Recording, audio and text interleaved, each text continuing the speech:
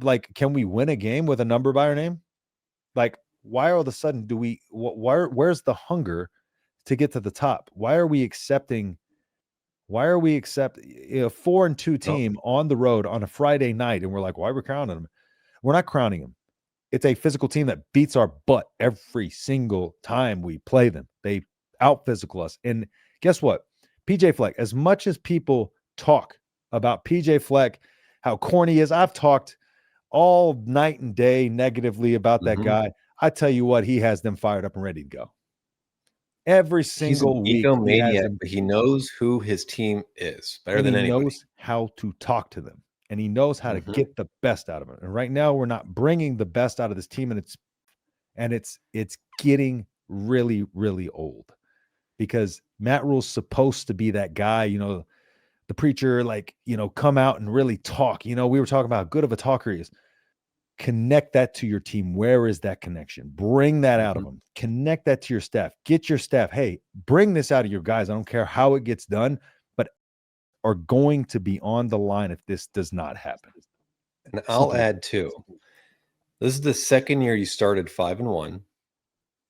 This is the second year you were ranked after starting 5-1, 25th, going on the road. You wore your surrender whites and you got your beat on national television both times. And last year, the next game you played was probably your best game of the year in a loss to Ohio State, which sounds kind of contradictory, but I think generally speaking, it was how do they respond this time? But also, last year at this exact same time, this exact same thing was playing out. What'd they do? They lost to Indiana. They fought Ohio State in one of their better games, and then they laid an egg against UCLA. And then they lost to USC. And then we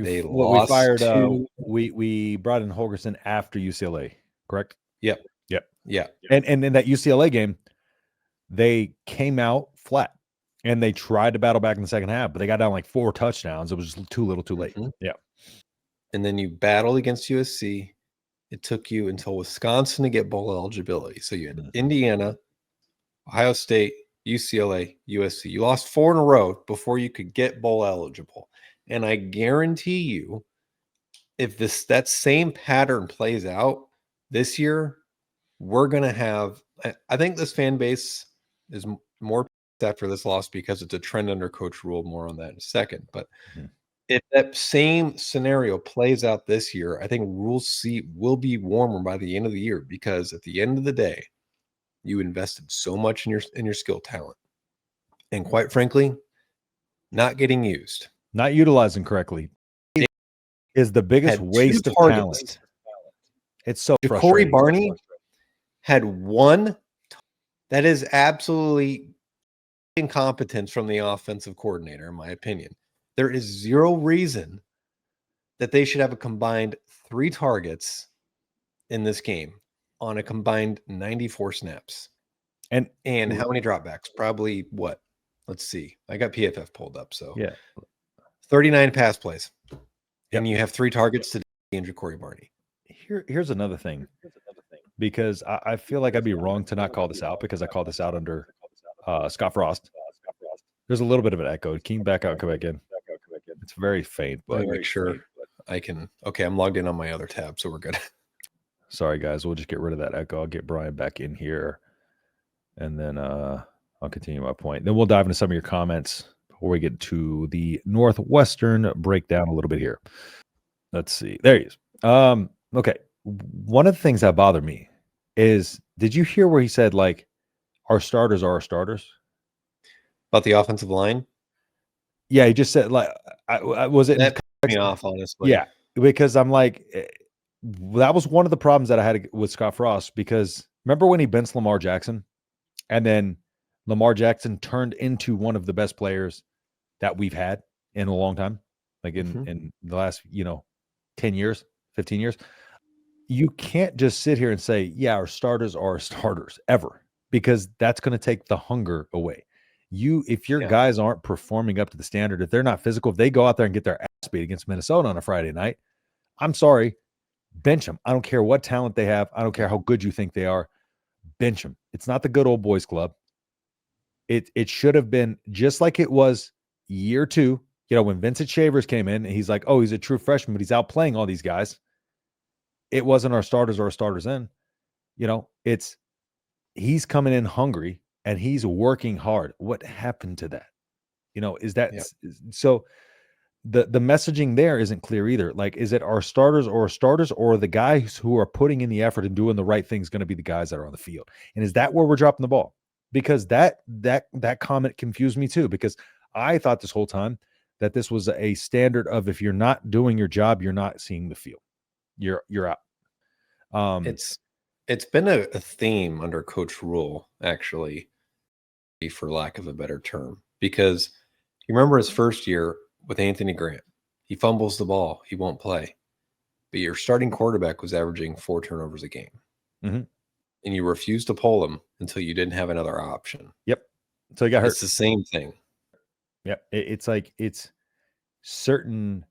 only for certain people in certain position groups, it feels like. And that it can't be that way, because then you're going to have a locker room of resentment, because it's like, okay, some of these guys are getting favoritism. And I think that's where, again, I think a lot of the problem comes even with the staff stuff. Like, you got to call out Donovan Raiola. You know, you can't call out Dylan in one sentence and then protect him in the next. And I think they're trying a little too hard to protect Dylan. Like, Dylan's a grown man. Dude. Like, he can, if you come out and say it, I'm sure he can take it. And I'm sure he can take it on the chin. But I guarantee you that will make him get better. But you can't sit here and just, you know, as a grown man, these guys are getting paid a lot of money to do a job. This isn't college sports of old where, hey, these guys are on a scholarship. You know, they're just kids. These guys are getting paid a lot of money to come out here and do this job. And they need to be held to the standard that they're getting paid for. Just like the coaches, the players need to do the same thing. Can you imagine, like, I haven't looked at the depth chart that they released. Let me see if I can find it real quick. But can you imagine meeting a backup right tackle, Teddy Prohaska? Or I guess not even, he got pulled for Gunner because he was struggling too. So whoever their backup is, whether that's Brock Knutson or Preston Taumua, because I know he's played some tackle, but whoever it is, can you imagine seeing the person you're sitting behind? In Gunner's case, giving up 4 sacks in a single game and 10 pressures. And then Coach Rhule makes the comments, our starters are our starters. And then to me, they go, I have no fucking chance of playing. Yep.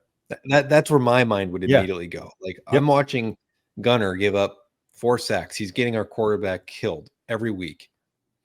And I have 0 chance to show what I can do.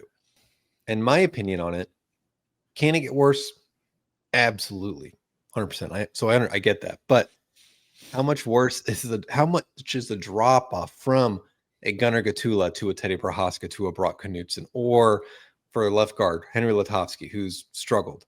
How big is that drop off from him to Sam Sledge or to Grant Bricks, who apparently is not even on the depth chart anymore? And we hear all off season how good he is and how valuable, and he's a swing player, tackle, guard, right tackle. So to me, it's frustrating that gives off their impression that you won't even try to see if there's a better combination. You're going to roll with your main guys, which, again, this is another issue. When Rocco went out at right guard, who'd they put in? Tyler Knack. Tyler Knack has not appeared on the depth chart at right guard until this week. He has not played right guard in 3 years at Nebraska. He is a right, and the difference in footwork, or the way you line up even on the line of scrimmage as a right tackle and a right guard, is completely different. Now, these guys should be able to go both ways, like they do in the NFL. It's 2 different worlds. And is the depth chart or not? Yeah, that too. Because I don't even understand what the point of the depth chart is, because I get once you're in season, it's kind of irrelevant, but still, Tyler Knack has not played right guard in 3 years. He did I believe he's at Utah before, but that was 4 years ago. Yep. he's not played with that group that he was playing with. And then you wonder why he goes and tries to block a linebacker instead of the defensive end, because he's not played with these guys. They don't communicate up front effectively. Yep. Yeah. And think about it this way. Like if you're at a job and there's no opportunity for advancement, how much effort are you going to put in each and every day? You're probably going to, you're looking for another job. Yeah. You're looking for a job where you're going to get advancement. If you want to bring the best out of these players, let them know that their job's on the line every single week.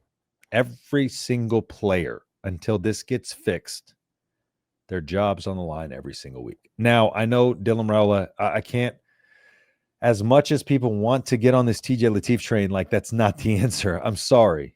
Like I don't understand it.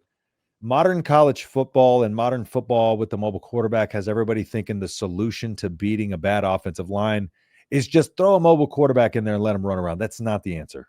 That is not how you run an efficient offense. That's how you end up with shitter Sanders. That's how you stunt a player's development. Yes, and you kill their confidence, right? I unfortunately had the unfortunate pleasure of seeing CJ Stroud last night. Again, just no play calling, offensive line, just giving up like this. I don't know what's going on there, right? But like that is how you kill a quarterback's confidence. Is like for him, even him, as confident as he was his rookie season, he's playing behind in a bad offense, behind a bad offensive line. And if you put a young kid like TJ Lateef behind there, he's going to leave. You want TJ Lateef to stick around with this program, do not throw him to the wolves and throw him in the fire. He has come in some situations where they have been backed off, where he has had freedom to move and stuff like that without the dogs coming after him, without any scheme game plan for him. It's a whole different animal. So Rhule has got to figure this out. So I'm not going to say Raiola's job should be in the line. I'm not going to say we should bring in TJ Lateef. I'm sorry, but your quarterback has to be your quarterback. If you have two quarterbacks, you have no quarterbacks. Simple as that. Yeah. And quite honestly, I've been saying this for years about not only offensive line, but just in general. Nebraska has to be in a position where they're not relying on freshmen to go win them games. And right now, that's what we're doing. Yeah. I mean, not as much now, but but last year, obviously with Dylan, right? But Ja'Cory Barney too. Your best players are freshmen. That's a fucking huge problem.